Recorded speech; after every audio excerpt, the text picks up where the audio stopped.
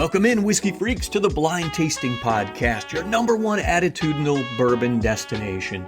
I'm John Stark, and I'll be bringing you candid and sometimes irreverent whiskey news, opinions, and reviews on the industry and the products they've been bringing us for hundreds of years. I got a quick announcement today, guys. I'm especially proud of this, and right out the gate, I just got to share this with y'all, and I think y'all will agree with me here. This is pretty damn fantastic. So the podcast, Blind Tasting Podcast, just got certified. Yes, sir. We are now certified. This is so amazing. The show is now 100% guaranteed, 100% certified, carbon neutral, free of all MSG, and not one single drop of red dye number 5. It's totally true, guys. I pinky swear. I totally promise. Like on a stack of Bibles, cross my heart, hope to die, stick a needle in the ozone layer. I mean, bruh, we are totally saving the planet right here. One sarcastic comment at a time. Or at least it feels like we are. It's pretty great, isn't it, guys? Yeah, no, we will not be doing any of that today, guys, because today we focus on nothing but bourbony goodness, because I got all kinds of things to throw your way, and we might just learn something while we're at it. And before I get started, just a big old shout out to our good friends in Lithuania and Australia that are now listening to the podcast. It means a lot to me. Thank y'all. All the whiskey freaks are tuning in now. It's amazing. Thank you very much, guys. So here's the deal. I got news from Blade & Bow. They've got something special, and they've got something probably older than a lot of you whiskey freaks, actually, that we're going to talk about. Willett's bringing something to the table, and it's just in time for Thanksgiving. And Castle & Key's got 2 new releases for us to hunt for, guys. And then finally, I do a head-to-head tasting and review of Evan Williams' Black Label against Old Forester 86. Now, it's a budget bourbon battle between these two powerhouse distillers. And I want to find out who's the best bang for your buck. Which one's got more flavor, all the things. And all you have to do is hang around and find out. So I got big news from Blade & Bow. They just dropped their oldest bourbon ever. It's a 30-year-old Kentucky straight bourbon whiskey. It's 30 years old, guys, which just might have spent more time aging in a barrel than most whiskey freaks have been alive, or at least some of you guys. Now, Nicole Austin. Now, she's the director. Let's listen to this one, guys. This is great. Nicole Austin at Blade & Bow. She is the director of American Whiskey Capabilities. And her team handpicked 42 barrels from Stitzel-Weller's legendary rickhouses, and they bottled it at 54.5% ABV. And for those of you doing math at home, that's 109 proof. They say the result is a bourbon that opens bright with lemon and raspberry. It drifts into fig, burnt sugar, and molasses, and finishes with hazelnut, anise, and a hint of black currant. It's oily, chewy, and non-chill filtered. And guys, that sounds amazing. All those words, all those descriptors, really sounds fantastic to me. Now, let's be real. The reason we're seeing these 30-year-olds isn't just artisanal ambition, right? It's now also out of the kindness of their heart. The whiskey glut is real, and I think this is just one more example of it. Distilleries have barrels stacked like bookshelves, some of them pushing decades old, just like these here. And somebody decided, why not finally bottle it, right? I mean, for these guys over at Blade & Bow, it's really a super big flex, right? And it's a result of the surplus, and nobody wants to waste it. Eventually, you're going to lose the whiskey. It's going to be too old. So this is fantastic. Sounds great to me. Now, this is a limited release, and you're looking at $1,200 a bottle with pours. You can get pours at the Stitzel-Weller distillery there in Louisville, well, just south of Louisville, starting at $225. So it is big, it's a milestone, and it's kind of ridiculous. But honestly, I'd be lying if I didn't say I can't wait to try it someday. If I can $225. There'd be no way for me to buy that bottle. Okay, there'd be no way I'm going to buy that bottle. I could spend $225 on a pour. That might have to be like a birthday present or something, honestly. So Blade & Bow, that's amazing. Thank you. 30 years old. Sounds great. It's kind of unattainable for a lot of people, but again, special occasion, guys trip or girls trip to Louisville or to Bourbon Country. $225 at Stitzel-Weller. And it's a beautiful tasting room there at Stitzel-Weller too. Been there, did a tasting a couple years ago, actually 3 years ago. So anyway, got to recommend that anyway if you're in the area, and now you've got an even bigger reason to stop by. We got a new release from our good friends at Willett in Bardstown.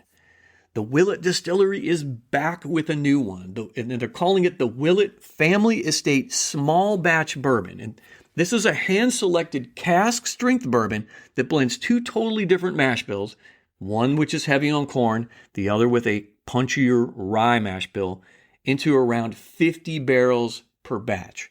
It's bottled straight from the barrel, and each batch has its own flavor quirks, they say, so no two releases taste exactly the same. And I found that a lot with some Willett products, especially like Noah's Mill. You will never get two bottles of Noah's Mill, in my opinion, that taste the same. Sometimes that's a good thing. Had some fantastic Noah's Mill before, and then I got a bottle of Noah's Mill, tasted like I was licking on pennies. Anyway, so it's kind of a crapshoot for me, at least as far as that goes. But had a fantastic tasting at Willett 2 years ago. You're only supposed to be able. Well, I mean, I'm not going to say it anyway. It was a fantastic tasting to just leave it at that. They say fifth generation master distiller Drew Kulsvin leads the charge here, and they say you should think of it as Thanksgiving on your palate. Gratitude, you gotta love these marketing. Gratitude, grit, and hospitality poured into every sip. It opens bright, it plays with spice and vanilla, and finishes long. And who doesn't like that, right? They say this release isn't about just pushing limits. It's about celebrating what the family has been perfecting for nearly 90 years, from a little hog farm in Nelson County to one of Kentucky's respected distilleries. The Willett Family Estate Small Batch Bourbon will be released in limited quantities nationwide, and the suggested retail price is $67. So this is kind of great, guys. We're accustomed to seeing some of these releases from Willett in the hundreds of dollars. This one, I can't wait to try, actually. $67 sounds good to me. I'm not going to be paying money for one of the purple tops anytime soon, but this one I can afford. Now, I don't get to say much about these cats, but today I got to tell you about two new releases from the good folks at Castle and Key in Frankfort, Kentucky. Now, Castle and Key Distillery in Frankfort, Kentucky, it's about 35 miles northwest of Buffalo Trace Distillery, because everybody knows where Buffalo Trace is. So by car, that's about a 40-minute drive, depending on traffic. So they're both in the Frankfort area, so it's an easy hop if you're doing a Frankfort bourbon day trip. And if I remember correctly, I think Mattingly is there right by Buffalo Trace too, if you wanted to swing through and check them out. First up is the Castle and Key Wheated Bourbon Cask Strength. It's a 7-year-old wheater that's bottled straight from the barrel. That's starting to become a theme, right, guys? Think oatmeal raisin cookies, vanilla frosting, baked peach, and a little candied pear on the nose. Then almond pastry, butterscotch, macaroon, baking chocolate, dried fruit on the palate.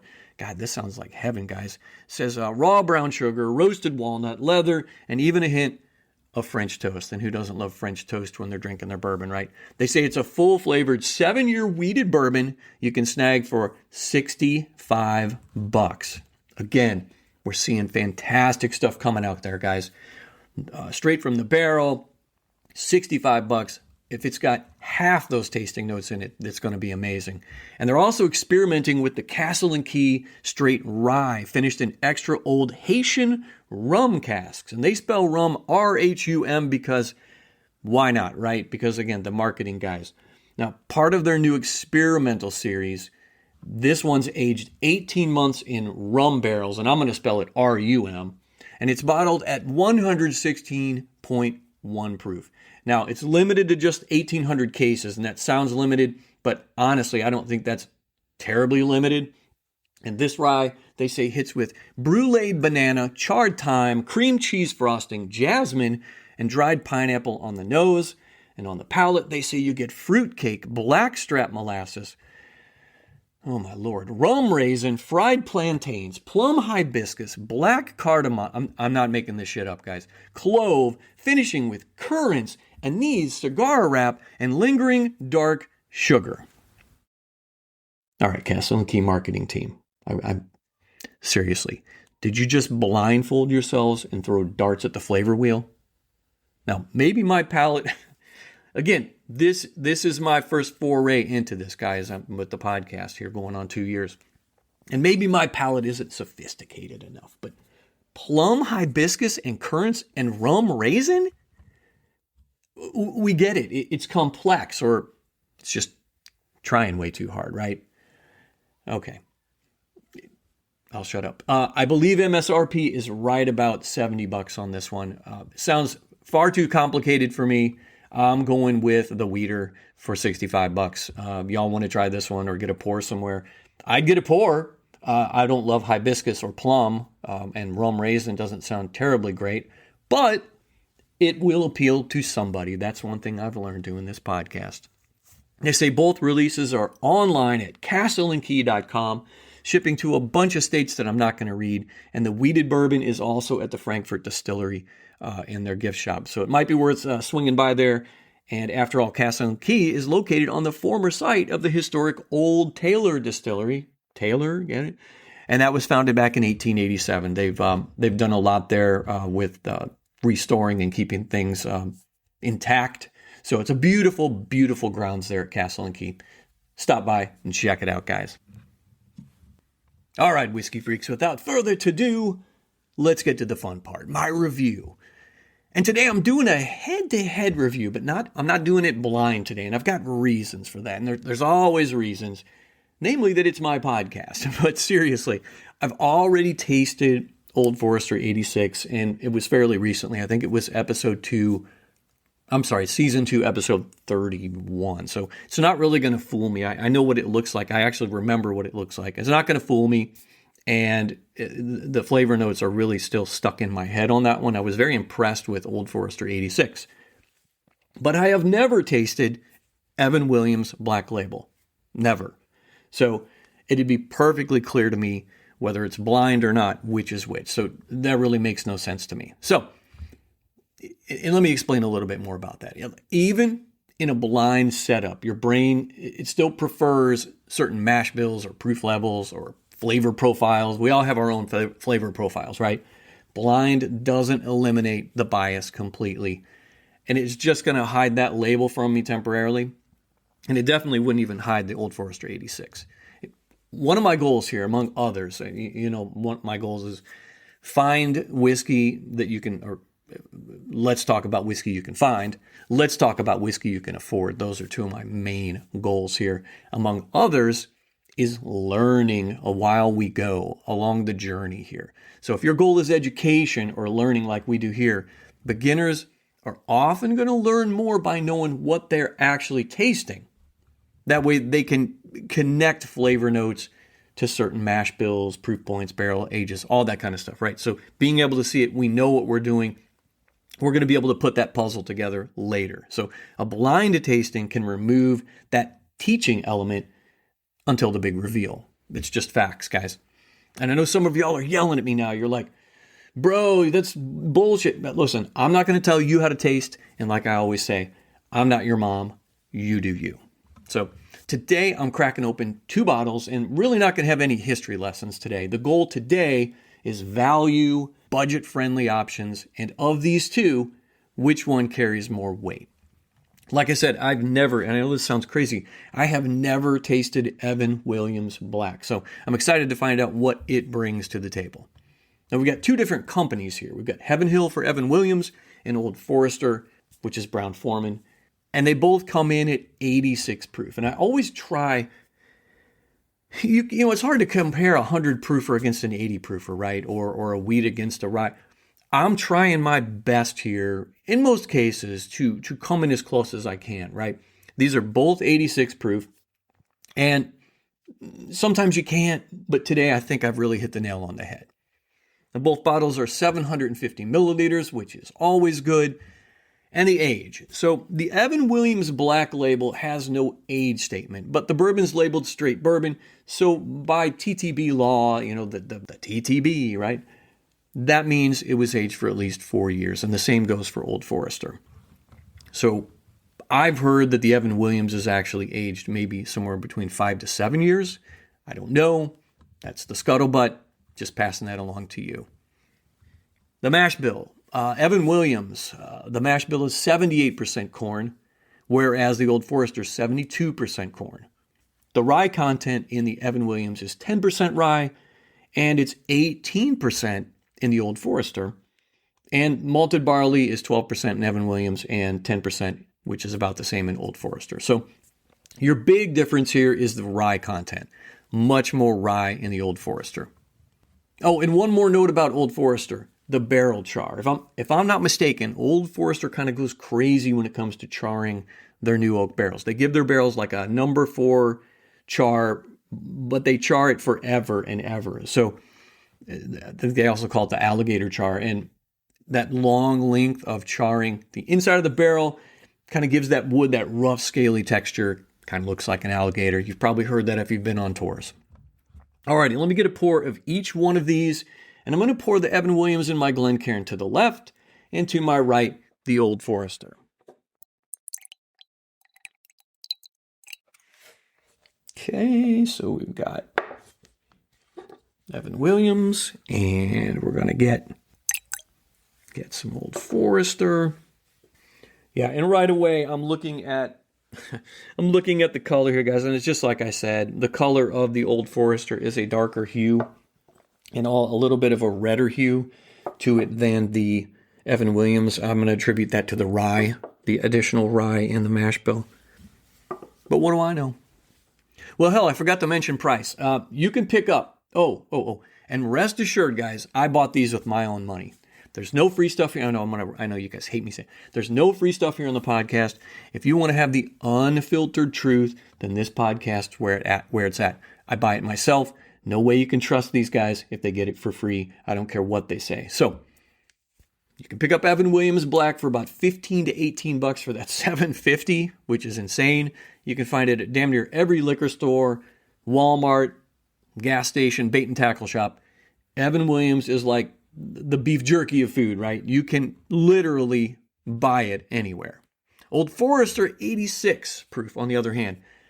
I mean, you can find it. It's not as prevalent or available for those of you with infinity bottles as the Evan Williams. Old Forester 86 is not as available, but you can find it. I've seen it at Save On Liquor. I've seen it at Total Wine, and I've seen it at Bobby's down here near the house. The local dude, super cool guy. I don't see it everywhere, but I do see it on a pretty regular basis at some places. And it runs you somewhere between $22 to $25. So it is 30 to 40% more than the Evan Williams. Back to color. Always talk about color. Never judge the color by the bottle alone. You have to pour it into your Glencairn. You really have to evaluate it in a glass. The color, it sometimes gives you an idea of the breadth of flavors you're about to put in your mouth. Like I always say, in my opinion, the darker the hue of the whiskey in your glass, the deeper the flavors are going to be. That's not always true. It is sometimes. It is most of the time. And I'm going to say it every single time, guys. Now, I've already just had a quick glance here. I can tell that the Old Forester 86 has a darker hue to it and a bit of a reddish hue. That was pretty simple. I knew that was going to happen anyway because I reviewed the Old Forester not that long ago. So let's get into the nose here. Yeah, so right off the bat here, the Evan Williams, right off the bat, you get this beautiful, zesty citrus note. And it's not lemon, it's more of an orange citrus note. It's really prevalent. Get some light vanilla and some caramel, and quite frankly, that's about it. It's not off-putting. There's no alcohol or ethanol on the nose, and that kind of makes sense at 86 proof. Let me sip. Let me nose the Old Forester 86. Okay, so this right away, I'm able to get a little bit of a richer. I guess that's just the best way I can say it. A deeper scent out of this one. I mean, it's got the caramel. It's got that vanilla note that you would expect. There's a bit of a cherry note in here too, and just the slightest tinge of like a banana. So this one's more fun, right? It's got more going on and a deeper aroma, I guess, than the light notes I was getting off the Evan Williams. Okay, let me get a sip of the Evan Williams. I'm doing that Kentucky Chew. So it's interesting. This is, and again, like I mentioned, I've had Evan Williams bottled in bond. It tastes a lot different than this. This is like it's got this chalky mouthfeel. I am getting some vanilla in here. I am getting some caramel. Let me get another sip real quick. Okay, there's a bit of oak in here too, a little bit of light oak, and that citrusy note that I was getting on the nose out of this Evan Williams is pretty prevalent. I enjoy that. If you guys know me, I love that orange citrusy note in my whiskey. There are really no legs to speak of here, virtually none. Again, this low proof, this low age. I mean, I'm not surprised. Let me clear my palate real quick. Like I said, doing this a little differently today, guys. You could just sip the Old Forester. It's creamier than the Evan Williams. The Evan Williams had somewhat of a chalky mouthfeel to it, at least on my first sip. This one is a little creamier, which is decent. Think banana cream, but I don't mean like banana pudding. I mean like really light. This is not a deep flavor note here on the palate. I'm also picking up some brown sugar here. Let me get another sip. Maybe a little bit of cinnamon in here too. Let me get one more sip. I'm getting like a cherry note. It's mixed with this good caramel, cherry, dark caramel, rich note in here. This is the Old Forester 86. And the only thing I can attribute that to might be that higher rye, maybe. Let me set this down. Let me clear my palate real fast, and I'm going to get a couple of sips of the Evan Williams. Okay, the Evan Williams, I'm never losing that chalkiness, but it does dissipate on the third or fourth sip here. And after having the Old Forester 86, it even tastes a little weaker on as far as the tasting notes are concerned. Still the good caramel, the vanilla, but not as pronounced. And I know I'm doing my tasting in a weird way. That's fine. Ass backwards, whatever you want to say. I mean, when you sit there at your table with your buddies, you're tasting all kinds of different things. Nobody's sitting there in a vacuum, in a clean room tasting their whiskey. So I feel like this is kind of a real way to do it anyway. But the Evan Williams is not packing the punch after I sip the Old Forester. For what's that? For what that's worth. So you're probably wondering at this point, or at least you should be, what's the verdict? Well, I'll have the answer right after this special announcement. Hey, whiskey freaks. Quick announcement here. I wrote a book. Yeah, me, a real book with real stories. It's called Whiskey Wisdom and Bourbon BS. Barrel strength legends, lies, and untold tales. And it's packed with dozens of wild, weird whiskey tales from the strangest corners of bourbon history. And every chapter ends with one question. Was it whiskey wisdom or was it BS? You want to learn about whiskey history and have fun while you're doing it? Well, then you need to grab this book. It's just $10 on Amazon Kindle. It's cheap, it's fun, and all the cool kids are doing it. So don't be left out because you want to be cool too, right? Did I mention it's just $10? Yeah, and you can read it on any device with the free Amazon Kindle app. Just hit the link in the show notes, grab a pour, grab the book, and enjoy the whiskey history. And Christmas is coming, guys, so get the book for somebody you love. You can gift it to them through Amazon. It's a thing, for real. It's true. That's Whiskey Wisdom and Bourbon BS. Barrel strength legends, lies, and untold tales. So on the Blind Tasting Podcast, we have 3 verdict options. Are we going to keep it? Are we going to collect it? Or are we going to cull it? Now, to keep it means to proudly display it in your liquor cabinet or bar. This stuff's good for a pour anytime, but you don't really need to stock up on it. Collect it means to grab another bottle or 2 if you find it so damn delicious or it's really hard to get your hands on. If you stand in line for hours at Buffalo Trace, that might be the collect it, right? Cull it. Use it to loosen rusty bolts or sanitize a dirty toilet. In the case of Evan Williams Black Label and Old Forester 86 proof straight bourbon whiskey, I say keep them both, guys. I think they each bring something different to the table. Well, number 1, they're both cheap, okay? Number 2, they're pretty darn available. It's not hard to get, and not everybody wants to stand in line at Buffalo Trace to get their whiskey, so there's that. Now, what did I love most about the Evan Williams? Well, first and foremost, I love that it's $15 for a bottle, and I love that it gave you all the things. The caramel, the vanilla, the little touch of oak. What I didn't love about it was that little bit of chalkiness that I got, at least on the first sip, and it, unfortunately, it carried through.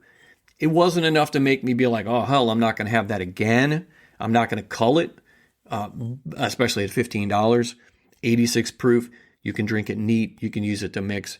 So that's kind of where I land on the Evan Williams.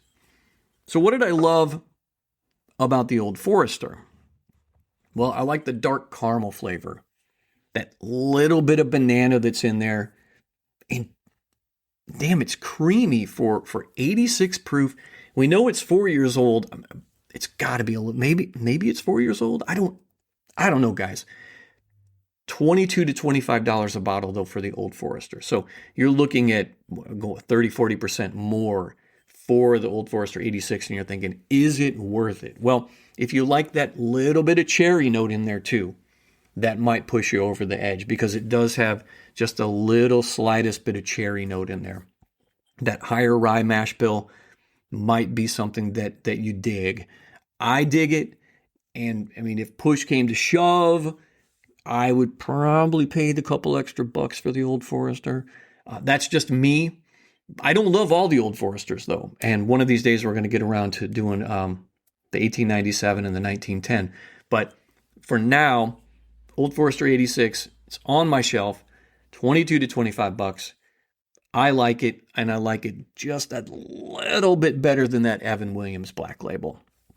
But really, guys, the real winner here, the real winner is us, all the whiskey freaks. 2 solid pours. They're dirt cheap. Evan is anyway. And I think I mentioned I've tasted hundreds of whiskeys. I've mentioned that before. And had never, ever tried Evan Williams Black. I was pleasantly surprised by it today. For $15, it's solid. Keeping everything in perspective, right? At $35, it's not solid. Just keep things in perspective. And as for the Old Forester 86, the dark caramel, the banana, the creaminess. Like I said, I think both of these have got to be 4 years, older than 4 years for sure. I'd put these guys at the top of my value list. And I think I'd put them up there with the likes of like very old Barton 100 proof or Evan Williams bottled in bond. Super cheap stuff. And that's another thing to consider, right? If you get the Evan Williams for 15, for 21 or 22 now, you can get the Evan Williams bottled in bond. That might be a step up for you. Stuff's super cheap, delivers the flavors that you expect, that you want, and some we didn't even know were possible in such a young, cheap whiskey. Both solid pours, both value pours. I say cheers to Heaven Hill and cheers to Brown-Forman. Last but not least, I got to give a shout out to the farmers, the distillery production guys and gals, the warehouse workers, the bottlers, the truck drivers. They're the ones that make all this happen for us guys. So cheers to all of them. Well, that's all I've got for today, Whiskey Freaks. Thanks for listening to the Blind Tasting Podcast, your #1 attitudinal bourbon destination.